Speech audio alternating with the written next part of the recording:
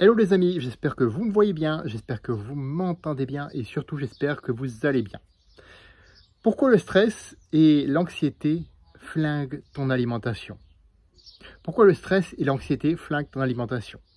Alors la réponse courte, c'est que notre cerveau est câblé pour te faire désirer de la bouffe, et je parle bien de la bouffe, je ne parle pas de s'alimenter quand c'est normal, et même souvent de la malbouffe lorsque tu es stressé. Pourquoi ça? Pourquoi ce fameux mode survie, parce qu'il s'agit encore de lui qui nous faisait survivre quand il y avait un petit gradin de sable en face de nous, où il fallait vraiment courir, encore que là, tu n'avais pas le temps de bouffer un donut bourré de sucre et de gras pour le fuir, on est d'accord. Le fameux mode survie. En fait, le mécanisme est plutôt simple. Il interprète ton stress, ton cerveau interprète ton stress comme un manque et il veut ton bien. Il veut ta survie.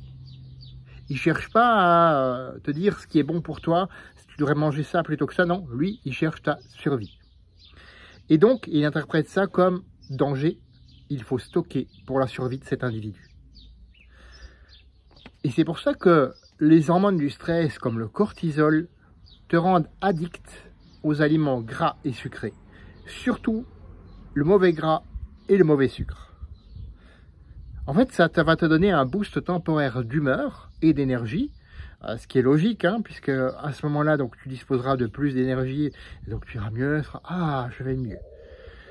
Mais ça peut créer un cercle vicieux et donc augmenter ton taux de gras corporel. En vulgairement parlant, te faire prendre du poids. Alors, bien sûr, je t'ai énoncé le phénomène, maintenant je vais te donner aussi des solutions que tu pourras utiliser pour toi. L'étape 1, c'est d'identifier les situations qui te stressent, qui t'angoissent au quotidien. Tu les identifies. Le mieux à faire encore, c'est de les noter, soit dans ton téléphone, soit sur un cahier qui est dédié à ça. Tu analyses tes niveaux de stress, tes émotions durant ces périodes-là et tes envies de bouffe durant ces mêmes périodes. Et là, tu vas voir que tu vas arriver à certains comportements répétitifs, des paradigmes que tu vas pouvoir ensuite solutionner. Mais la première étape, si je dois la résumer en un mot, c'est t'écouter. T'écouter sans te juger, sans te dire que tu es nul, sans te culpabiliser, donc rajouter encore des pelletées de stress. L'étape numéro 2, c'est de mettre en place des stratégies efficaces de gestion du stress et de l'anxiété, comme par exemple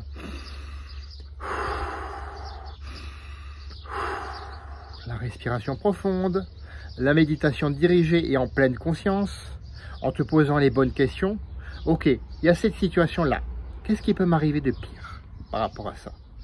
Et si le pire se produit, quelles sont les solutions qui sont déjà à ma disposition? Rien que ce fait de se poser cette question, la nature a horreur du vide et notre cerveau aussi a horreur du vide, il va chercher des solutions pour ça. Passer du temps dans la nature, tout simplement, faire ce qu'on appelle de la marche, là encore en pleine conscience, ou même des randonnées en groupe, ça te permet de faire une pause, de mettre ton mental en mode pause. Et à ce moment-là, plus que ça tourne encore et encore et encore et encore dans ta tête. Et là, vraiment, c'est quelque chose d'essentiel à faire. Étape 3, exercice physique NEAT. NEAT, c'est c'est l'activité physique non sportive. Donc prendre l'ascenseur, prendre les escaliers au de l'ascenseur, fait surtout l'inverse, prendre les escaliers au de l'ascenseur, prendre le vélo ou marcher pour les courtes distances, etc., etc. On te bassine avec ça à longueur de journée, c'est qu'il y a une raison pour ça. Ça te permet de te poser, de poser en douceur tes pensées. J'aime bien cette idée, poser en douceur tes pensées.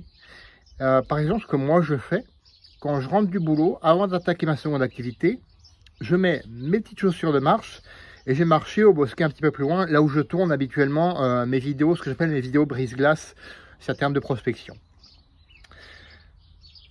L'étape 4, ça va être de relativiser. Et là, je fais appel à ce que disent nos amis stoïciens. Qu'est-ce qui est en mon contrôle? Qu'est-ce qui échappe à mon contrôle et là où je dois lâcher prise?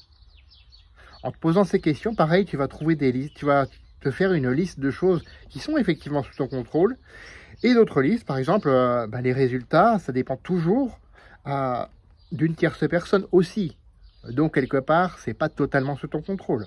Par contre, le processus, ta réaction, ça, c'est tout sous ton contrôle. Voilà.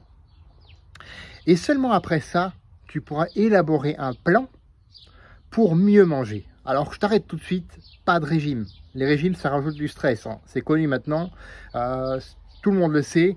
Et pourtant, tu en as encore qui font le fameux régime Summer Body alors qu'on est déjà en juillet. Là. Donc là, ça, tu arrêtes tout de suite. Hein. C'est des conneries. En revanche, si tu as besoin d'aide pour ça, eh bien, dans la description de cette vidéo, j'ai peut-être une solution qui peut marcher pour toi. C'est pas une promesse, mais au moins, ça peut t'aider déjà à chercher des solutions adoptées, adaptées et personnalisées à toi. Fais de ta vie une aventure mémorable qui te ressemble et on se retrouve la semaine prochaine pour une autre vidéo. À bientôt.